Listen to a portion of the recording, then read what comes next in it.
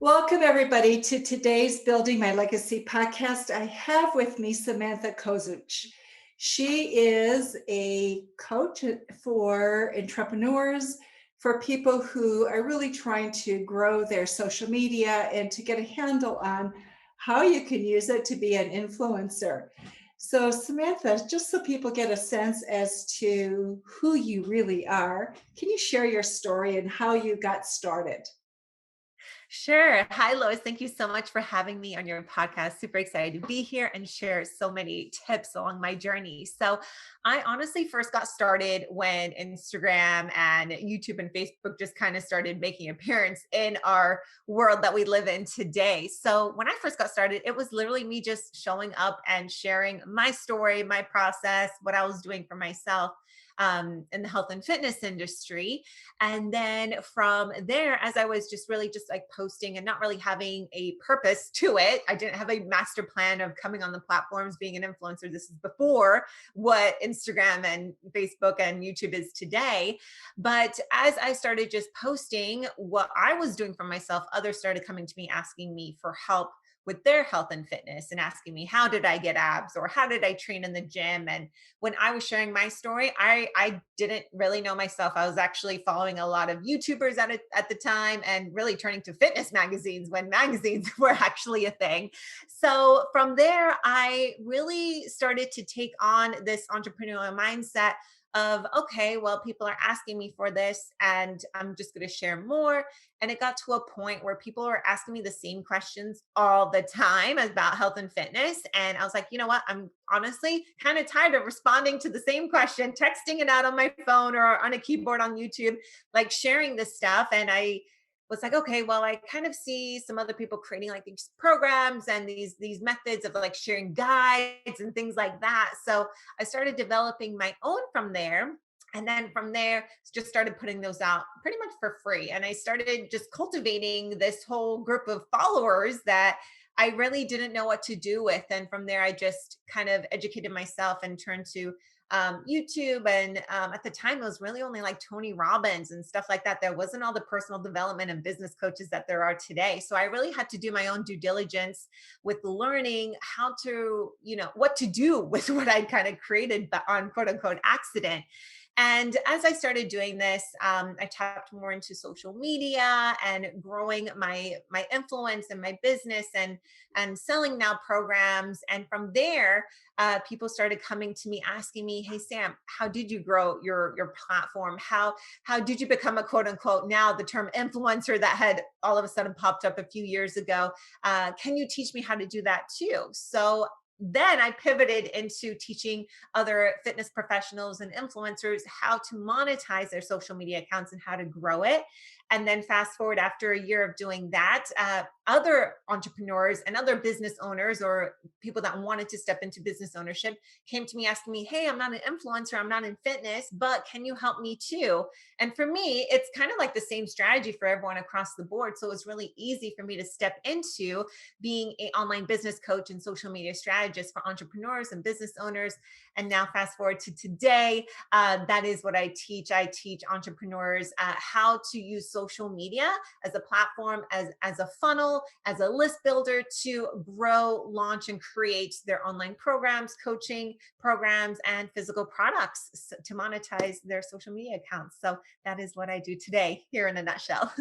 So let's go to being an influencer because I think there's some mystery that's involved with that in many people's. It's like being a celebrity, right?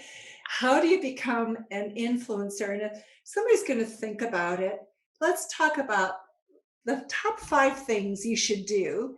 And then I want to talk about the top 5 mistakes you can make. Oh, this is a really great question. So, the top 5 things that you can do is when you do start posting on social media, like the whole purpose of being an influencer is, you're influencing people to do something. And in my world, the way that I teach is if you're influencing, you're making an impact to help people become better. And that's what I always preach to all of my students is, you're not just showing up. The whole point of influencing is to really help others grow, make an impact, and, teach them how to do something. So my first tip is when you do show up is really you have to do a personal self inventory is of what are you good at? What is it that you want to share with the world? What is it that you want to help others achieve? You don't have to be an expert as far as like you don't have to have a college degree or have taken all the courses or anything like that. You really just have to be 2 steps ahead of somebody else as far as being able to teach them something. So my first thing is when us as business coaches say to niche down, it really does help you focus on what you want to post about and also just show up in that space only. So my first tip is to do that. Second one is when you do start wanting to become an influencer, is when you do niche down, stick to posting only about that topic. The fastest way to become an influencer is to be known for something specific. So whether that is you want to be in the fitness industry or you want to be a business coach or you want to be a Reiki healer or, whatever it is that you want to do, only post about that because that is the fastest way for your audience to like, know, and trust you as that person. And then from there, a couple more tips is to really post a lot of value, a lot of educational stuff. And it might seem like you're posting the same things over and over and over. And that is okay. That is actually a good thing because, again, you're always going back to that like, no, trust factor of your audience. So the sooner that they see, for example, a lot of people now today, they will see my content and they will know it's me before they even see my name because they know the style of stuff that I teach, that I post about, etc. Fourth and fifth tip is to really, when you kind of figure out what it is that you want to post about, is to really dial in on some branding colors for you. And I know for some people, it's like, oh, well, it doesn't matter about your website and your branding colors and all that. And actually, it kind of does because, again, you want to show up on the platform. And as soon as, for example, in my case, I decided this year to do a mega rebrand for myself, choosing neon black, gray, and white, and maybe a little bit of blue for my colors. So a lot of people now come to me and be like, oh, as soon as they see on their Instagram a graphic or a picture of me with some text on it, and it's in the black or the neon yellow coloring, they know it's me again before they see my name. And that's how you kind of want to start associating yourself to grow yourself as an influencer in a certain niche. And then from there, we can talk a little bit about into like the monetization of becoming an influencer. But the main foundational piece of it is if you ultimately want to monetize your account as an influencer as far as collaborations and sponsorships and all that sort of stuff, is to really set yourself up as a business and really treat it as such. So from there, when you do outreach and all of that, you really want to focus on growing a following and a community that engages with you. So again, it goes all the way back. There's so much that goes into it, but the most basic parts is, to show up in your niche, add value, add content, engaging stuff that your followers want to learn from you, save it, comment on that, because then with that engagement, the statistics of that, you can then go to different brands and all that and position yourself as, hey, I'm, for example, if you're in the fitness space, I'm a fitness influencer. I have this kind of a following. They like this. They engage at this rate. I'd love to do a partnership with you and promote your products or services or whatever onto, your account and everything. So I would say those are kind of like the 5 main key things to really focus on when you're getting started. I want to just continue that before we go into 5 of the mistakes or challenges that people can make. I want to look at monetization a little bit in terms of inviting people. So how is it that you select people that you want to partner with, and how do you approach them? Great question. So for me personally, and everyone with all the influencers I've talked with and I'm friends with, everyone's different. But here is my personal view and opinion, and the one that I preach, and I hope for others to do the same. When I go into partnership with different products, companies, services, it's always things that I actually use, that I believe in, and that I can put my name to and stand behind. A lot of times influencers will work with anyone and everyone because they're getting paid for it. But for me, that's a great short game. If you're just looking to show up on the platform and promote anything and everything, one, your audience will sniff you out in 2 seconds when you do that, when they know it's inauthentic.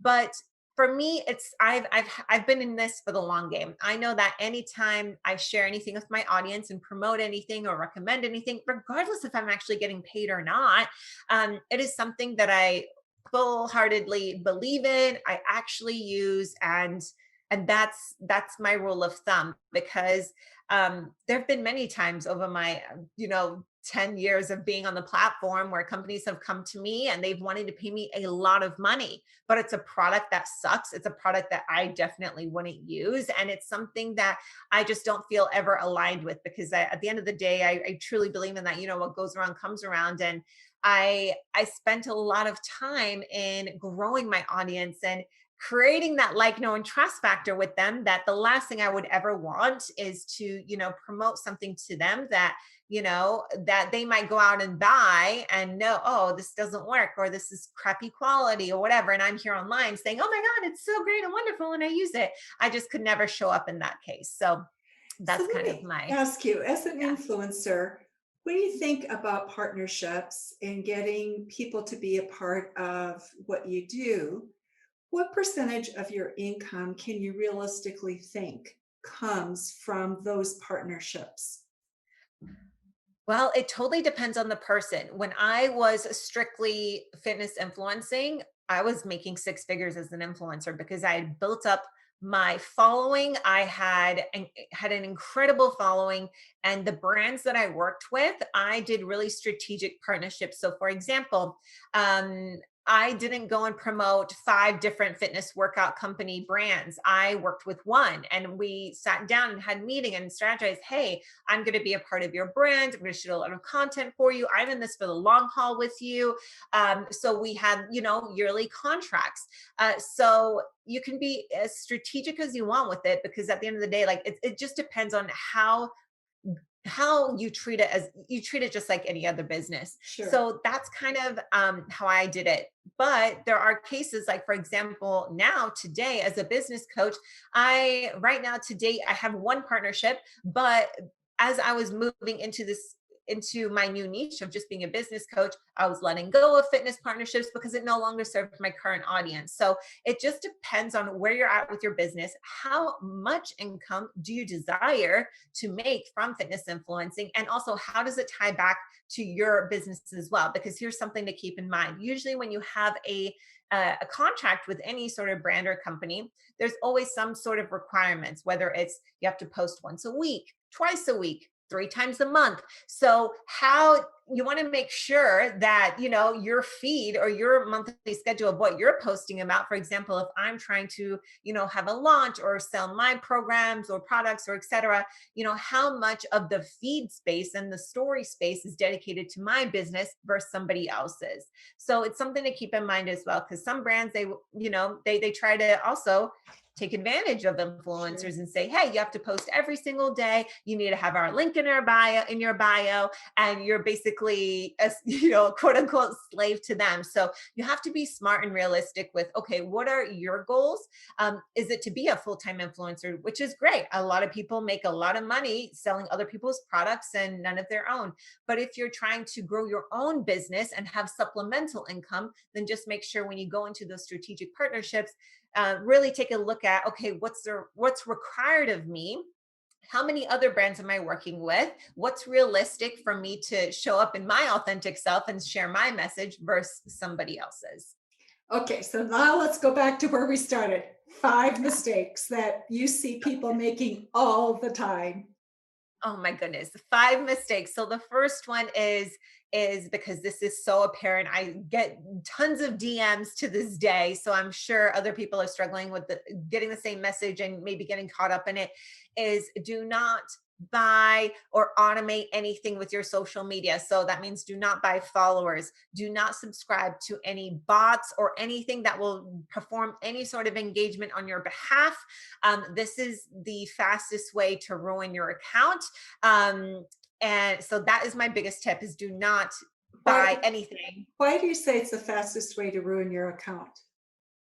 So Instagram now knows. So years ago, when bots were kind of first starting getting around, Instagram didn't, like, this was new. Like, Instagram didn't even really know how to handle this. But now Instagram has things in place where it knows when your activity is automated. It will, do things to your account. For example, it can block your account, it can cancel your account.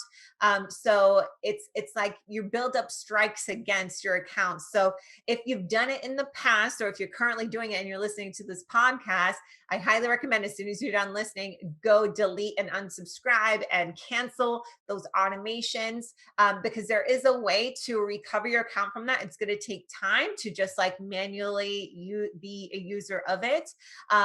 But yeah, so that is one of the biggest no-nos. Okay. So that's And number one. Number so two. that's number one. And number two would be, so biggest mistake. So we've got on the bots, biggest mistake number two is the bio section. So with your bio, this is a big one that I see all the time. And regardless if you're a fitness influencer or anyone, business owner, make sure that your account has quick things that a new follower that comes across your account, that as soon as they land on your page, they know exactly who you are, who you serve, and what you do. The biggest no-no that I see is too many fluffy bio accounts. If you're trying to grow a business or be an influencer and you say, oh, that you live in Arizona and that you are a tourist and that you love cappuccinos and that you have a puppy named Milo. I have a dog named Milo. But so if you have that kind of fluffy stuff in your bio account, you're not going to get new followers, because anyone new that comes to your account and sees that, they're going to think you're a quote unquote amateur account. So make sure that you look professional right off the bat, so that, for example, if I'm on Instagram and I'm, looking for a very heart-centered coach, or if I'm looking to launch a business, or if I'm looking for a fitness trainer with a specialty with women, and if I see that on someone's bio account and I'm like, oh my gosh, and then I scroll down and I see, all their posts that have workouts and have value and can teach me things, it takes me 2 seconds to figure that out, and I'm going to click that follow button. So really make sure that you have that bio dialed in. So that's number two. Number three is, I would have to say, is the mistake of not using hashtags and thinking that hashtags don't work. Hashtags definitely do work, and it's going to help you be seen on the platform. So if anything, go watch a couple of videos. I have a couple even on my personal YouTube channel of teaching how to do hashtag research.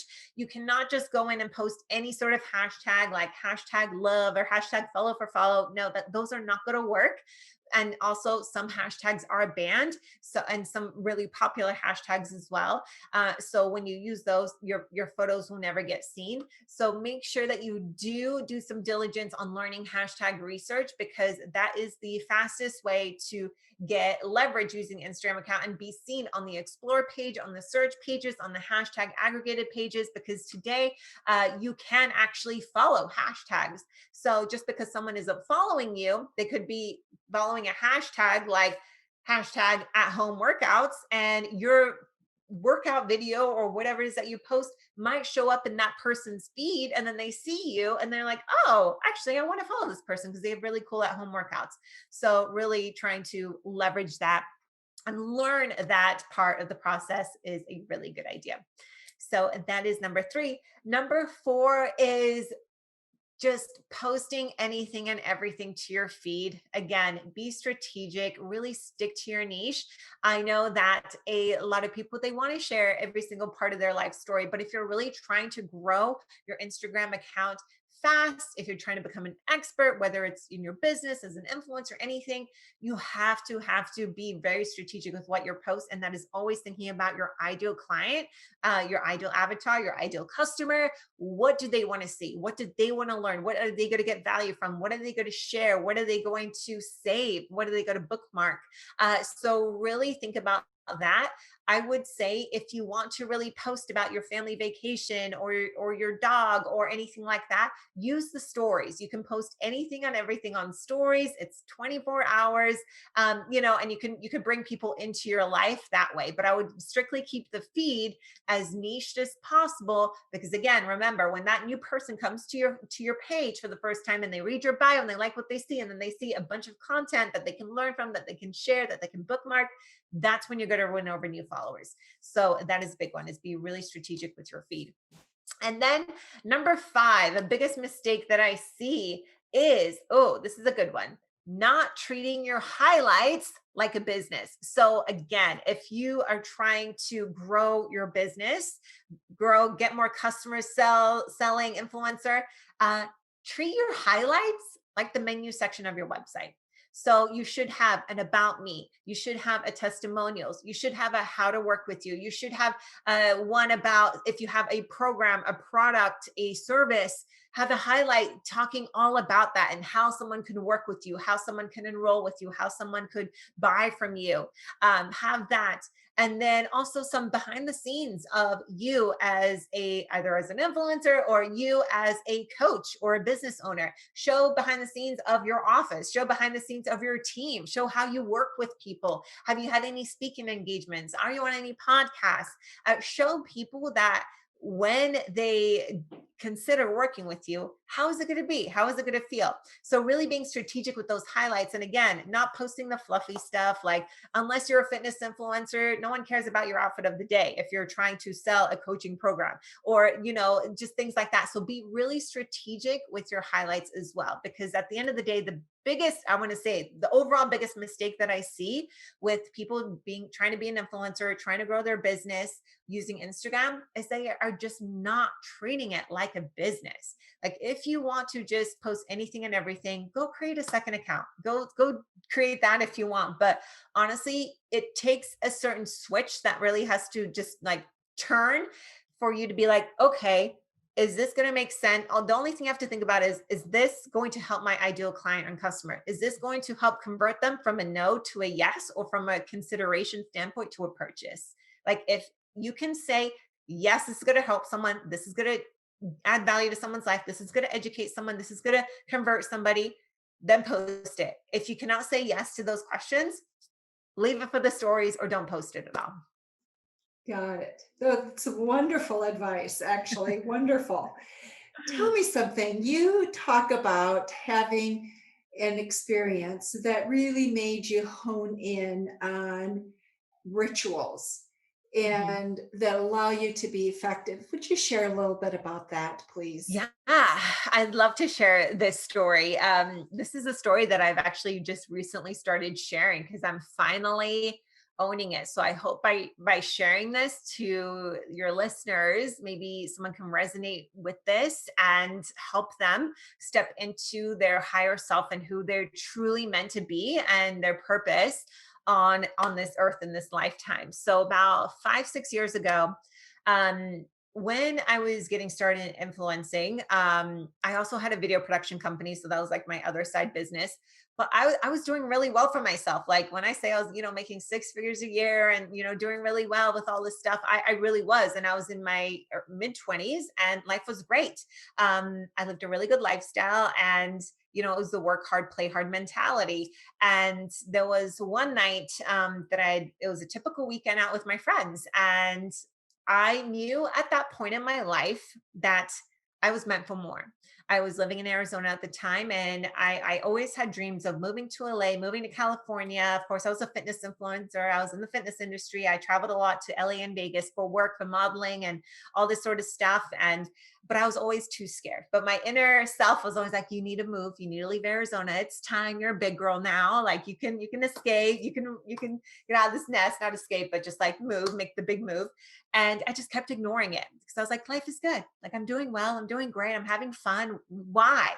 I'm too scared. I also saw a lot of my friends try to move to LA and they came back within a year, less than a year, because it was too expensive. They failed. They couldn't quote unquote make it.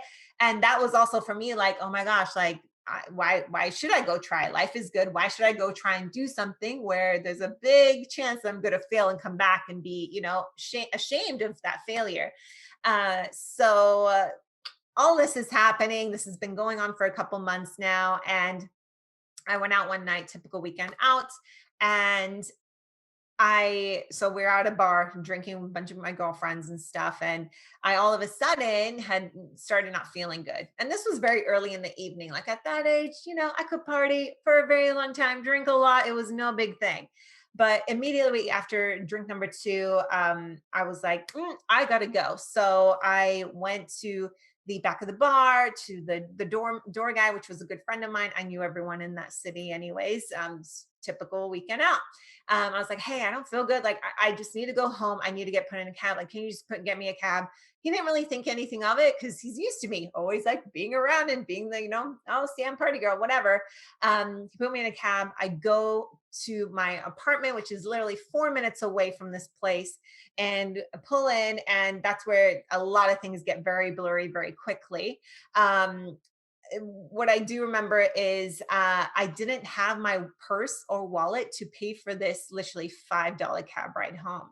And the cab driver got really was really upset and mad that I wouldn't, quote unquote pay. But I was just so at this point, so very much out of it. And he called the cops, and the cops came. Noticed that I did not have any money on me, which at that point, I left it at the bar because I ran out of there so quick, and I was arrested. And it was one of the most shameful things that's ever, there's a lot of stuff that's happened to me, but that was like one of those moments where I was like, when I came to the next day, because I had to go to jail for the night, I was like, what? Like, this isn't me. Like, this isn't supposed to be me. This is like, I couldn't believe what had happened and how I had let this happen. At the same time, it was one of those moments where it's like, wow, that was like probably one of the best case scenarios that could have happened to me. Keeping in mind, I was probably roofied or something like that, because that was like a situation that I'd never felt before in all my years of just like out drinking, partying, etc. And at that moment, that's when I decided I need a change and I need to get out of here, because that could have happened. Things could have been so much worse that night. And that was like my quote unquote wake up call. And after that, I really started diving into the power of manifestation. I had read and watched The Secret, and I'd really started tuning more into like Tony Robbins, like those things that like really like, okay, you imagine more for yourself. This was like your awakening. And then I kind of like thought about how everything had panned out, as far as, hey, you'd had this pull to leave and you didn't. So guess what? The universe is always going to come back and hit you with something to like wake you up and have you realize, hey, this could have been worse. It wasn't, but are you going to change? And are you going to, make a new life plan for yourself? Because you need to go chase that dream and goal. So within a month, I had literally like sold everything, packed my bags. I had moved to LA. I literally only knew 2 people in the city. And from there, I was able to quote unquote start over. Like, I was able to be in a city where I didn't know anyone. I was able to design my dream life. I was able to really cultivate, okay, what is it that I want for myself? I already knew what I had in the past. I was tired of partying. Like, yeah, it was fun, but it's not what I wanted. Like, I knew I wanted to help more people. I knew I wanted to grow a really successful business. I knew I wanted to just do more. So from there, I just started writing down every single day, like what I wanted for myself. What did I want it to look like, to feel like, to sound like, how I wanted to be, like how did I want to behave and show up in the world. So with that, I just started doing that every single day. And I started also making some vision boards and everything. And after like a month of doing this, I started noticing little things come to fruition. So for example, for the first few months, I was living on one of the girls that I knew in LA, her couch. And this is one of my favorite stories to tell, because on my vision board, I actually have it right up here behind me on the wall still. You guys can't see it on the video, but I had put the Hollywood sign. But when I was searching for apartments and I wanted to live in Santa Monica, California, that was like my dream, right on the beach. And I was going out looking every single day out in Santa Monica, looking at apartments, could not find anything that I liked. It was really hard to find apartments at that time too. There was about like 5 to 10 people at each listing. Literally, like it was just a disaster. And I had about 2 more days before I started this really big contract here in LA. And my girlfriend that I was staying with, she says, hey, I know you don't want to live in Hollywood, but why don't you try and just go see a couple places? Like, what is going to hurt? You're already doing all this other work. Like, you're not finding anything. Try this. So I was like, okay, I guess I will go and try. So we looked at 3 places, and the third place that day that I was able to go see, walk into the apartment. It was a gorgeous 2-bedroom apartment. And I walked in and it was that instant feeling of, oh wow, this is incredible, this is it. And then I walked into the master bedroom and I opened up the patio door, it was a balcony, and literally right outside the window there was the Hollywood sign in like clear plain sight. And it was just like, oh my gosh, this is so crazy, because every single day I've been scripting out what I want my life to look and feel like. And I'm looking at this vision board where I literally have the Hollywood sign, a picture of that, and I've been looking at it every single day. So it was like literally at that moment, I laughed. Like I literally laughed because I'm like, huh, funny universe. Like here I am. I've been spending a couple months looking in Santa Monica, but in reality, like I've been, creating this vision for myself to live here. So that was my first kind of like big like aha moment with this. So from there, I had been using this process for like the last 5 years, and it's just literally, it just keeps getting better and better. And it's becoming such a process. It's called the Manuscripting Method, that it's almost dangerous, because as soon as I like write a thought or think it like happens like that. So it's a really fun method to have. So can you share, basically give an overview of what that process is? Yeah. So it starts off, so manuscripting method starts off with first meditation. So it's a guided meditation for about 10 minutes, or, I always say for whatever you are comfortable with. If you're just getting started, maybe 5 minutes is a lot. Maybe you can do 20 or 30. But ultimately, it's a method that as soon as you wake up, you go into this morning routine. And the reason for that is because when you wake up, you have a fully quote unquote clean slate. So it's usually before you pick up your cell phone or you check an email, or even if you have a significant other, or if you live with somebody or have kids or anything, it's that time before you really engage with anybody, because that is the most powerful time for you to be in this, I want to say, this quote unquote vortex that you can create for yourself and how you set up the rest of your day. So first thing you want to step into is sit down and do meditation. After that, you go straight into the manuscripting method journaling, which is writing out your desire at least 10 times in a row and acting as if it's already happened. So for example, if you're trying to get more customers in your business, or if you're trying to find the love of your life, or if you're trying to lose weight, you would write something along the lines of, I'm so grateful that I have lost 25 pounds this month, or I am so grateful that I had a $25,000 launch in my business this past month. So you want to have that one sentence and write it out 10 times. And the power of 10 is that's what really connects you to that higher consciousness level. There's a power of 10, and there's that behind that. And then after that, you would just sign it with thank you, thank you, thank you. And that is it. And then you would just kind of like whatever else you want to incorporate with that, with either saging or Palo Santo or your crystals, anything like that. And usually what I also do is pull like an oracle card or an angel card just to give me my message for the day. So the power in doing this first thing in the morning is because when you have that clean slate, and this is the first thought you put in your head, is writing this over and over and over, you're feeling it, you're acting as if you are so happy, you're excited. And the first couple of times of doing this, you're probably gonna feel kind of weird. I've been doing this for about 5 years now, so for me, it's like I love doing it.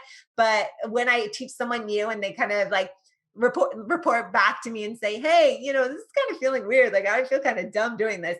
Yeah, it's going to feel that way because it's new and you're now training your subconscious to feel this way. So the power in doing it first thing in the morning is you're programming your brain and your subconscious to then whatever else comes later that day, you're going to subconsciously make decisions referring back to that first initial thought that you've had and that you've set for yourself. So for example, if you are trying to lose weight, if you start the day with, I'm so grateful that I lost 25 pounds, and maybe later at lunch, you're like, you have dessert right in front of you over a salad or something else, you're going to think back, you're going to subconsciously probably make the decision to go for example, the healthier meal option versus the donuts, because you've already set yourself up for that day of hey, I'm losing 25 pounds this month or whatever, that is for you.